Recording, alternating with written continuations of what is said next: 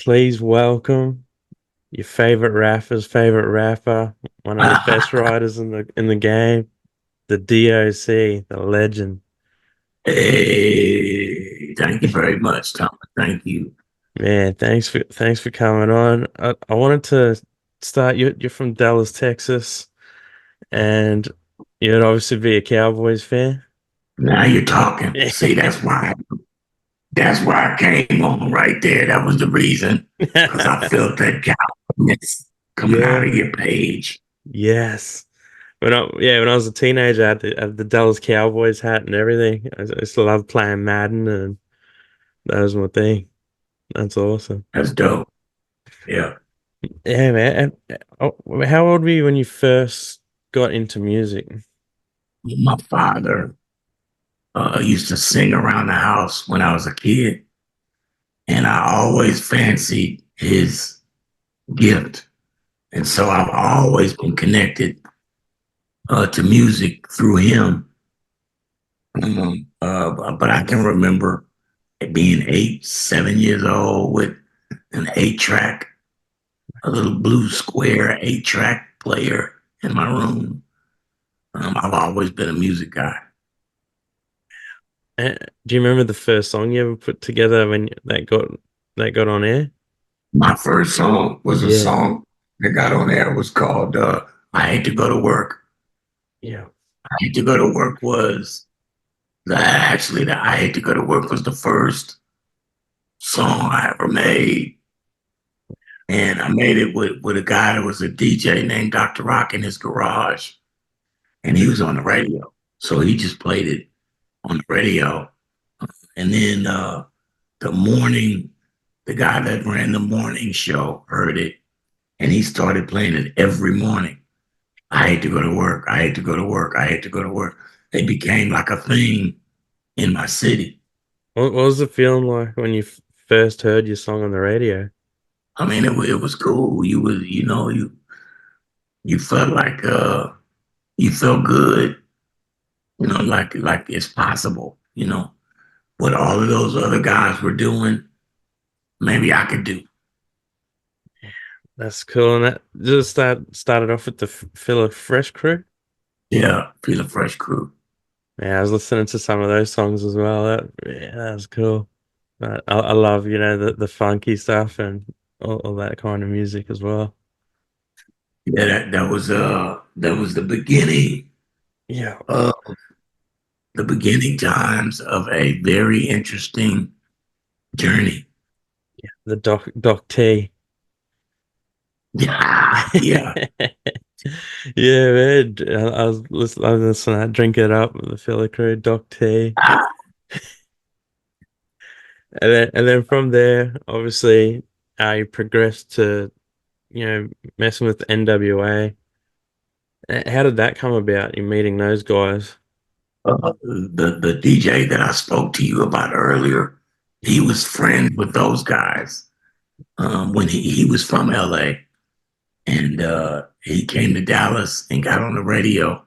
And so when he got on the radio here, he knew those guys and he started playing their stuff down here. He made them real popular on the streets down here. And when they came to do shows, that's how I met Dre and Easy and Rain and Yella. I didn't meet Cube until I got to California, maybe a year or so later. Were they already, so they were already like a group as before you met them, those guys? Yeah, yeah. They had already come together and made a couple of songs that that were really good, and then some of them were really bad, and they had a hard time getting their brand of music on the radio. And so I think that's where I came in, handy to be able to help those guys write records that were still street enough to be considered street records, but uh, you know, interesting and clean and funny and entertaining enough to be good radio records. Yeah. Yeah, I was seeing that you had a huge hand in writing a lot of the music as well, or songs. But what's your writing process? do you just go in on the spot with the beat, or you can just write whatever? Yeah, I don't have a particular kind of thing that I do. It all depends on where I am and in the moment. If I get a beat that's the shit, then it's I can write to the beat. But sometimes I just get a great idea and just write, and then the beat will find me one day. And here recently, I wrote one of my first like gospel sort of songs to a beat that I don't think is gonna work, but I got the song. So one day I'm gonna hear a beat and say that song fits that. Yeah. So it's all kinds of ways. Wow, I love that. With beats, I want to ask you who would be your top producers or that you look up to, or you've followed for years. Well, see, I'm a Dr. Dre protege, so man, it's difficult for me to find guys that move me. But there's the top guys, the Pharrells and the Timberlands and the P Rocks, and the premieres. There's a guy down here in Dallas Fort Worth. His name is Erotic D. He did the Helter Skelter album. But Dr. Dre being such a high fucking bar, Yeah. uh, it's difficult to find. But I did it recently. I did a song with a punk band called the Co-Defendants, Wow. and, and they're produced by a guy named Fat Mike, who's in a band called NoFX. And Fat Mike and Dr. Dre and all of those producers that I mentioned, they all have similar ways that they construct their stuff where it's really simple and it's really cool and the sound is really great. Even though they're all different producers, they have the same elements in all of their work. So, top guy, and I was telling a young producer this the other day, the top guys all use basically the same formula. There's just different personalities in their shit. And I think that probably holds true for most rappers that are really good. They all adhere to a certain formula when they're doing it. It's just personalities after that. Yeah, I love how you explain that too. I'd love to be in a room with, just watching some of these guys work and yourself, like how it all comes together, a full song. That'd be, magic happening. It's crazy how, so many people are impacted by it as well. Yeah, it's a blessing, and I'm thankful and grateful for it. I enjoy it. I like writing. That's what I do, and I just like the way this shit comes together. And you don't know. You start here, but you don't. You never know where it's gonna go. You might start writing, and then write a whole verse, and that first verse you wrote ends up being the actual third verse to the song you're going to create because you get better. As you write, your thoughts become more clear, and you know, uh, and for me anyway, it works like that a lot. You start writing, and the more you write, the clearer the vision gets, and it's easier to be precise with what you're trying to do, line by line. And the first thing that you came up with ends up being a great way to go out instead of a great way to come in. That's incredible. That's bringing me to my next question. What advice would you give to someone, starting out, whether it be writing or, rapping, whatever they want to choose? What advice would you give? Well, I'm a spiritual guy. And so for me, it's all a God thing. And it doesn't matter what you do, doesn't matter what color you are, doesn't matter where you're from, doesn't matter what your socioeconomic status is. It's all a God thing. And if you love to do it, then you should do it. And if it's meant for you, it's going to come to you. There's nothing anybody can do to keep it from you. and there's nothing anybody can do to make it happen for you. It's only one person making all of that stuff work through these people. You know what I mean? So you just stay true to yourself and do what you do, and enjoy it. Yeah, I really believe that as well. I think that's a great message. I think, yeah, if you focus on it and God helps, yeah, that's definitely that's a beautiful answer. What would I see? I was talking to, I did an interview with Prem Shakur, and then I was Oh, so excited. really? Yeah, and I seen the song you guys did with Bishop Lamont and Be Real, Sick Jack, and that was awesome, man. How did that come about? That was Bishop. Bishop put that together. It's his stuff, and he just asked if I would do it. And then these young guys are friends of mine. They people that I want to see succeed and I care about. And so even if I don't feel really good about doing it, they want me to do it so bad, I'll just do it, you know, um, to make sure that they get what they want. Yeah, that's incredible. Like, you're just an awesome human being. And every time I'm doing another interview or looking up music rappers, everyone's got one thing in common is how much respect they got for you. Like the D.O.C pops up everywhere. How does that feel? So I just did 2 days ago. I just flew to Miami and did a podcast called The Drink Champs. Yes. And DJ EFN and Noriega. And I had no idea the love and respect that these guys had like that because I don't get out much and unless I'm with Dre and those other guys, I'm not involved in anything. And if I'm with Dre and Snoopy or that team, then usually it's all about them. And I'm the support guy. So the way that those guys treated me um, was was insane. I was really fucking humbled by it. And Noriega got a chance to see my film before I sat down and talked to him.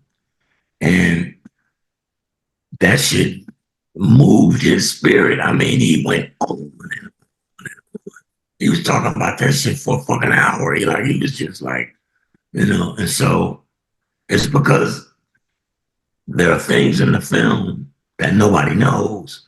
And even though you think you've seen the story, you haven't, you know. Yeah. Uh, Even though you've seen Straight Outta Compton, you've seen Defiant Ones, you've seen all of these Yeah. bits and pieces, you don't know. And so when you see the journey that guy went through, you're like, wow, this motherfucker's is. Nori said, man, you're a fucking superhero. And I was like, wow, bro, like, thank you. And so um, the fact that it seems like it's my turn is coming back around to get out there and do some stuff and try to make a difference in this world, either with my music or some activism or just giving back to my community in the best way that I can. I'm starting to figure out that people got a lot of love for D.O.C. Yeah, man, definitely. Everywhere I look, it's D.O.C. That, yeah, I seen Eminem too. Just I read that he gets nervous being around you. There's people I sort of grew up listening to, and like yourself, and just seeing everyone has that same opinion. I think that's awesome. Yeah, I got a lot of respect for him. I Yeah, have a lot of respect for him because not just because he's a supremely talented MC and a goat in this field, but he's a good guy. And the Marshall Mathers that I know and that I had time to be around and vibe with and soak up his energy is that he's a good guy. And folks love to bring up all kinds of past stuff and question this and question that. And, who among us can have a past that we are not 1,000% happy about? But the man the guy that I know is a great guy. And I can hear myself in his material. I can hear my cadences or the thought process or hip hop, period. And M stuff. There's a dude named Master Ace from the East Coast. I think he's a Philly guy. And there are old underground tapes of Master Ace that if you played it, you would think it was him. Wow. And this is before him was even a thought. The guy, it was the same kind of everything, And so M is a student of hip hop, and I can't help but respect that. Yeah, I love that. And yes, it's incredible. I've been how much love everyone's got. I've been researching, but I always listen to music anyway because I'm a big fan. But the more I find out about you, the more incredible it just keeps getting better. I love everything you've Thank you, done. bro. Hey, they say no one can do it better. Yeah, That's what they. yes, that's that was. Uh, I've seen you work with all the greats, and you I'd consider you one of the greatest of all time as well. So it's crazy that I'm even talking to you. And another thing I wanted to ask, always ask everyone. Obviously you're such a brilliant writer. What's your favorite books that you've read that have had an impact on you? Man, I read all types of stuff. I don't have a favorite. I'm a very eclectic reader, and whether it's conspiracy sort of stuff or uh, the history of the indigenous people from the Americas, or um, the history of the history that they tell, and then the history that they don't tell. I just try to, I try to stay versed on a lot of different things, but I don't have a particular thing. Yeah, yeah, because I always wondered, someone like yourself, even like you write a music. I was like, man, you must. I'd love to know what your thoughts are. But yeah, like But Jay said, like my homie D.O.C, no one can do it better. That's, yes. I want to ask, what's the next 12 months like for you? Have you got any projects coming or working on that you can talk about? there's there's so much going on right now, bro. It's difficult for me to encapsulate it in one thing. You know, I'm gonna get this film out, and when this film gets released, it's gonna be a whole another because it's so good. If if they thought they liked me before the film, you know what I mean? Uh, it's gonna be a whole new fucking ball game, and I've gotten calls from people from Europe who know it's coming out, who want me to come over and tour with it in Europe. And so, man, I don't know, but there's new music. Like I said, I was writing this gospel thing. I'm trying to figure out how to how to write how to make an N.W.A gospel record. Yeah, Yeah, I'm trying to figure that ticket out. And uh, there's some things I'm trying to put in the air with Snoop and Q that I could do around the country to go in these communities and create commerce and make changes and you know uh, be the change that we want to see and inspire our own neighborhoods and inspire our own people to to pick up this idea and really put some effort into making our communities what we want them to be, and not waiting on anybody else to do it. My daughter Puma has started writing, and she played something for me the other day that put a real smile on my face. She's beginning to sprout as a great writer. I could hear myself in it. I could hear her mother in it, And so being here to watch her get into her thing is important to me. And like I said, the activism uh, element and trying to make it happen in Dallas, Fort Worth, what I helped to happen in Los Angeles and Long Beach, and trying to make that happen here in Dallas, Fort Worth, because they never got their chance. They never got theirs yet. And so it's really important for me to to sort of, if I can, open those lanes for these young guys and girls to get in here and get some of this money. I love that. Thinking of other people and never forget where you came from. And if anyone can pull it off, it's people like you who have that impact on everyone that people look up to.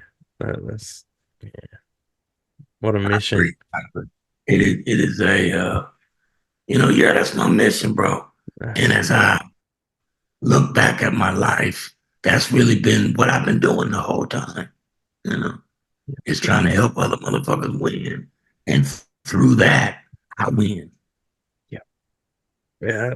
That's always, and I'm so excited to hear about like an N.W.A gospel twist. Yeah, that'd be gold right Yes, there. it's like it's look, if you want to talk about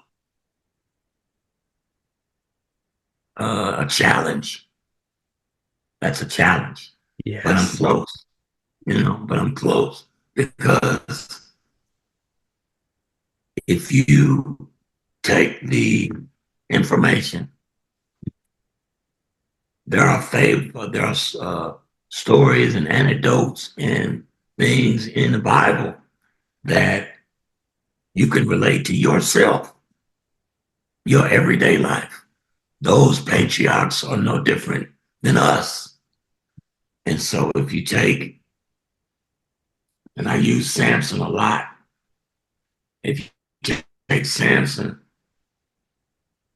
before Samson was born, first of all, they wasn't even supposed to have kids. You know what I'm saying? And the angel came to him and said, look, you're finna have this dude, and he's finna be a bad boy. He's finna come down here and wreck shit. And that's what he did. He didn't come down there. Samson didn't come do no preaching. He didn't do no saw chewing. He did two things. He whooped a whole lot of butt, and he liked the ladies. That was it. That's what Samson did. And so how is that any different than these young boys that are in the street right now? No different. The only difference is Samson knew where his power came from. They don't know. And so if I can help them figure out where their power come from, then maybe they'll return to it the same way Samson did. Wow, that's incredible. Imagine me, yeah, just being mentored by the D.O.C. That's just, yeah, that's legendary right there. I love those how you made that, parables of Samson, and Yeah. it's definitely an amazing person. Oh yeah, he was amazing. He whooped he whooped the hell out of a lion and whooped the hell out of a bunch of boys on me with a jawbone of a donkey. Like, you know, he's a fighter. He's a scrapper. How is that any different from these young boys out here? That's all they seem like they want. But they're doing it for no reason. They're doing it for ignorant things and for ego and for, what they perceive is some sort of leg up or accolade when really they're just making things harder for themselves and everybody else that are around them that they care about. And so it's just about getting them the right information. Yeah, for sure. Is there any, I guess, young artists that you see now that I guess remind you of yourself and that you see coming up and you're going, wow, this guy's got it, or yeah, these guys are going to be great. No, Yeah, I mean, I hear a lot of dope kids, some dope, some not dope, you know, some cool. Um, in today's hip hop, there's so much similarity in the cadence that trying to differentiate yourself one from the other is difficult. But the spirit is what shines through for me when it comes to determining what's good and what's not. So it's some young folks out there that are doing the raps like the kids doing today, but but they are gospel kind of based. And even though they're gospel based, it still sounds dirty, kind of, which is what I'm into. I think I think that's the future of hip hop. I think that's the bridge hip hop uses to find its way back home to uh, to that point in time when we were all different and we were all striving to be the best we could be at what we were doing. And it was all about the music and it was all about progressiveness and progression and elevation. You know, those, the four keys, the four corners of hip hop. Uh, Peace, unity, love, and having fun. I think it is when those elements were the things that pushed everybody, and it was a positive thing. Now, uh, N.W.A, Eazy-E specifically, I think, was the prototype of all of the rap that you hear today. yeah, Um, the young dope boy that don't give a damn about nothing or nobody yeah, and will do anything to get it, you know. And that's not a negative uh, against what we did or Eric as a person. That is the machine at work. They're only going to give you what they want to see because I think they are aware that if you shove that down folks' uh, throats enough, then you're going to get that back. In other words, you build a pipeline to prison if you foster that attitude enough amongst those young folks without any kind of uh, equal or opposite yeah. energy being fed to them. You know, yeah. Definitely, it's crazy what some of these big corporations choose to market and push which part as well. Like you're saying, you know, that's what they're selling. The pipeline to prison, I think you said, is um, exactly what you see. But Yeah, it's difficult, man. It's hard because Hollywood and the music industry and all of that stuff, they're powerful people. And folks are just trying to make a living out of here and be creators and do what they do. Now we're in a great space because I think a lot of the power is coming back to the creator these days yeah, because there's so many avenues. But still, old habits die hard. yeah, And folks that are trapped up in that machine would much rather win at your expense than have to work hard and get it on their own. Unfortunately, folks will sell you out and sell you short to try to make themselves bigger or better. Uh, but like I said, it's a God thing. They can't. If it's meant for you, it's coming. If it's not meant for you, it's not coming.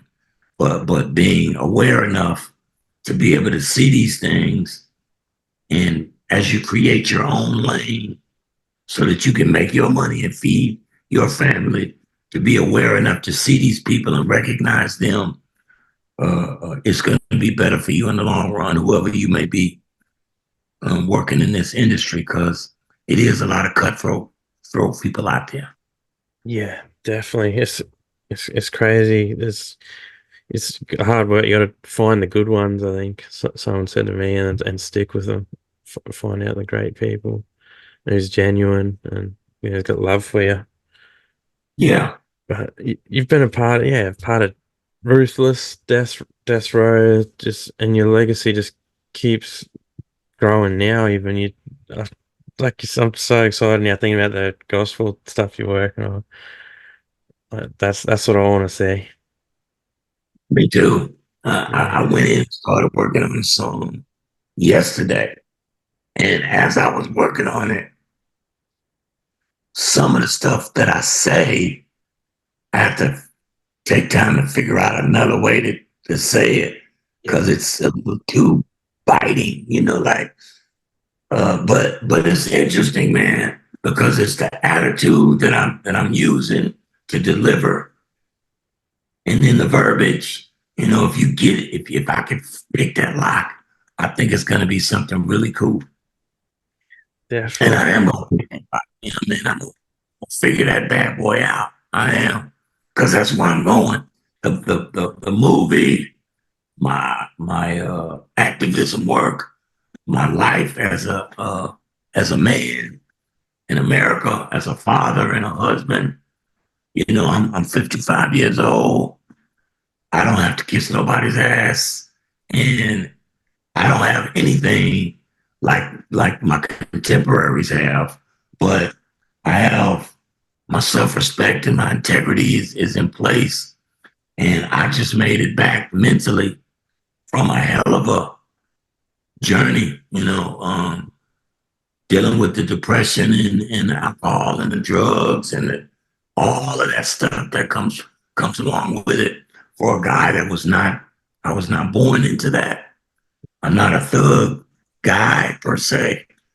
I don't, I don't want to sell nothing illicit. I don't want to shoot up nobody's shit. I don't want to beat up I'm one of the guys that want everybody to have. I think it's enough. I think it's enough for everybody. Tell me, what need do you have for security for your stuff if everybody's got the same?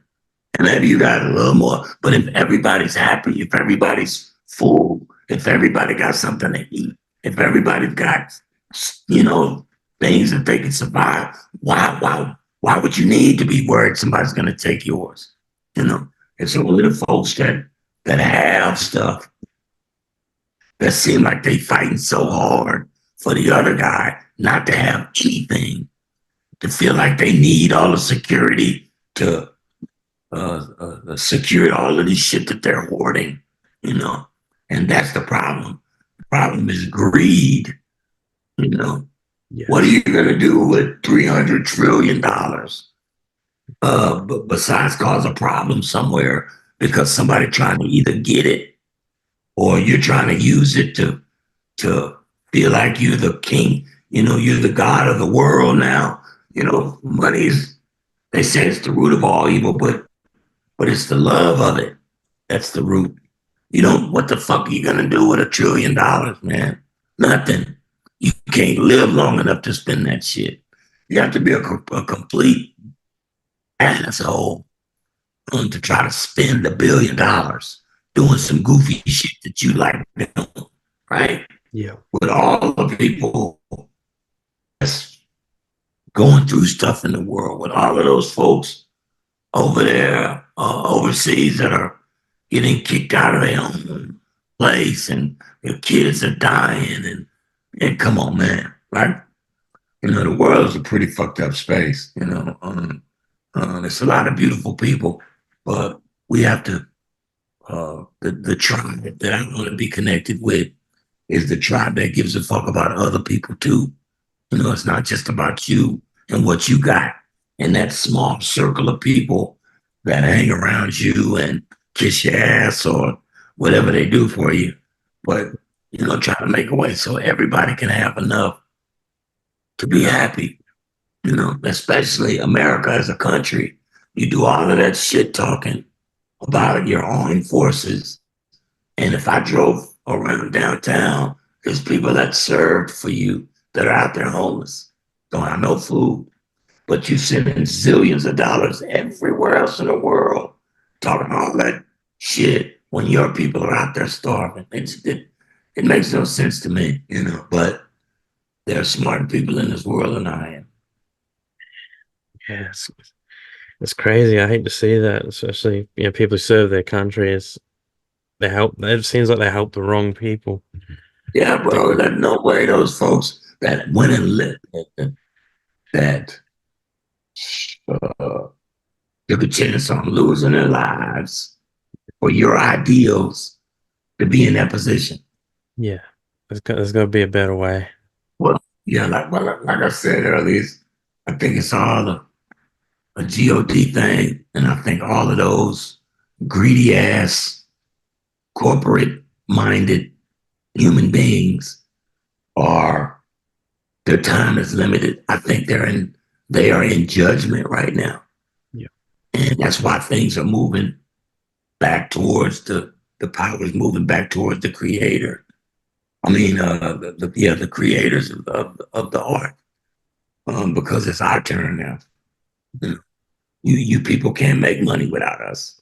I think more of us are beginning to see that, and more avenues or platforms are being created to serve us instead of serving the corporate dollar. yeah, definitely. I love that. It seems to, people getting more opportunities as well as that's what we need in the world. I think. What is it? What accent is that? Are you Australian? Yeah, Australian. No, It's, I've been to Australia plenty of times. I've been over there. It's a beautiful place. yeah, it's amazing. It's cool to see being over here a few times. Different places all the time. Yeah, I went all over that joint. Perth and Sydney and Brisbane. I was all over. It's a different party in every city. I Yeah. Were you in Perth? Was it last year? Did you go? can't remember. Yeah. I think it was last year. But I really like it there. I didn't get a chance to go into the places where I could meet Yeah. the indigenous people of Yeah. that land. I didn't get a chance to do that. But next time I come, I'm gonna make it a point to do that. And then I'm gonna make it a point to pop on over to New Zealand and feel that vibe. Yeah, that'd be amazing. I can connect you with some people there as well, like Okay. in Australia, to make that happen for you. Yeah, man. I love that. Yeah, I was asking at first because I really when I was there, I know Snoop Dogg had a concert, but I couldn't go. Uh, And yeah, I was walking down the street and I got lost because I'm not from there really. I was there for other reasons, and I seen this little alleyway, and I was like, there's like a door. It didn't look like an entrance, but you could see like a flash car there. And then there's probably like four people outside and they all had Snoop Dogg records. And I seen him drive out of the back way of this hotel with two cars. Like it's crazy. that's dope. Yeah. It's incredible. Yeah, I'd love to meet you one day and yeah, see you in action, man. I'm coming. I'm absolutely. I imagine by the time maybe this summer, I imagine by the time the film comes out, that I'm probably going to go all over the place. Yeah. That'd be amazing. It's amazing now, I was listening to you when I was 12, 13 years old. Now I would have never thought that I would talk to you one day. Hey, it's a blessing, brother. It is my uh, pleasure to be a part of your program, and you know, I appreciate the love that I get from people, and I try to reciprocate that. Yeah, definitely. I know your time's limited. Is it all right if I ask you one more question? Sure. that you said before, you're in a I guess a dark place before depression, and you just found yourself. How did you climb back out of it and find yourself again? Well, 2020, uh, long story short, I had a revelation, and God came and talked to me, and he said, you know, you can let that pain go. He said, because you didn't do it, I did it. He said, I did it for a reason, and you're about to walk in that purpose. And that was 2020.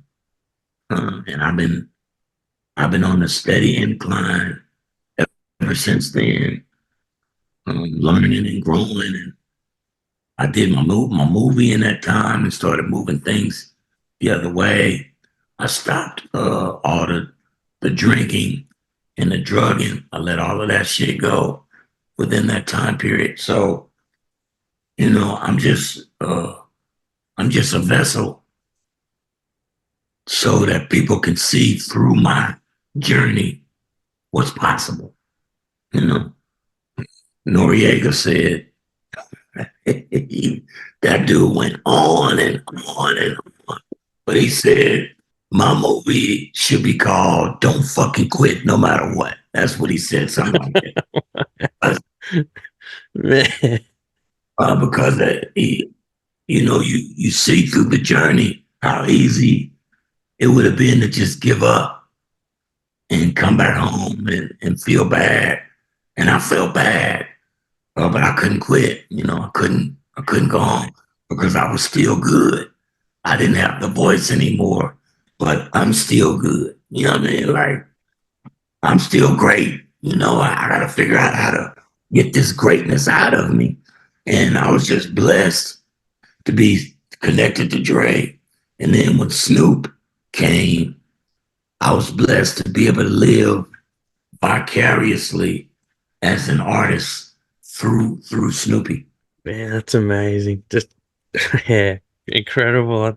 I love that. I love that you're doing better now, and that happened because yeah, I really believe in it as well. And I recently stopped drinking as well, so it's like yeah, I've been feeling better. Hey man, Yeah, that's it's a beast. yeah, If you let it, it'll just screw you over, man. yeah, And so for me, I realize I'm just better without it. And so it took me a long time to get here, but I'm here, and that's all that matters. definitely, man. I can't wait to see what you do, like Snoop and Cube. Like you said, you're gonna go around and make impacts in communities. That's incredible, and that's a powerful team there. You three, I really love Ice Oh Cube yeah. too. He's one of my idols, like that I look up to as well as you, and like Eminem and all the all-time greats, Snoop, Dre. Just I appreciate you giving the time to talk to me. Pleasure was all mine, brother. I was actually in my backyard. The weather's good enough in Texas. I can start tending to my lawn. And so I'm weeding and feeding. I gotta dig up my weeds Yep, and feed my grass. You know, nice. I'm one of those old school guys. I like to do it myself. I like to Yeah, get in the mud. yep, You know, my mom is like that, and I get that from her. I think she's a gardener. She's a gardener person, and um, one of the things I want to bring to these communities is the idea of learning how to farm for yourself, learning how to fend for yourself, learning how to feed yourself just in case, or creating those avenues or assets within the community that do that yes, for the community. You man. that's Uh, important for us as a people because most of the time when you go to the hood, quote unquote, it's a food desert. And the only things that are there are foods that are trying to kill you and liquor stores, you know. And so if I could develop a situation where there are urban farms, little urban farms in the hood, like 7-Elevens. They're everywhere. Then you can create a passive way to ensure that we're getting fed properly. And then you come together with the guys in the neighborhood, the good ones and the bad ones, whatever that means. And you figure out that we don't want any more violence over here. We're not going to let anybody do it. I don't care who you are or where you're from. We just don't want it. Yeah. Say we, because you got to get buy-in from everybody. You know, it's got to be everybody's got to be on the team, and we have to feel like we want our community, wherever that is, north side, east or west. We want our community to be like this, and this is how we're going to do it. And I think we can. Yeah, 100%. I'm just blown away now too. Like he's saying about gardening, and I've started a couple like a Facebook groups called Harvest Swap. I've been trying to do the same thing, like connecting people to garden and grow food and share it with each other. That's dope. That is, I mean, Yeah. well, all people want is they want to eat Yes. and sleep. Once Man. you can eat healthy and you don't have to worry about where you're going to sleep. Like 90% of your worries are taken care of. All that other shit. I want diamonds and I want to rock to this and do to that. Those are things. They come and they go, you know. But if you got a home that's safe in an area that's safe, and you got ample food that you can eat that's good for you and your family, you winning. You know, I don't care what you think that you have or don't have, because the people at the top with all of that money and power, they stumble and fall too. But when they fall, it's a whole lot different from when us at the bottom, when we fall, we just dust ourselves up and get back up and keep walking. When you way up there and you fall, man, that's a different kind of pain, you know, and you don't want that. Yeah, what's your, I guess, going, what's your message to the world?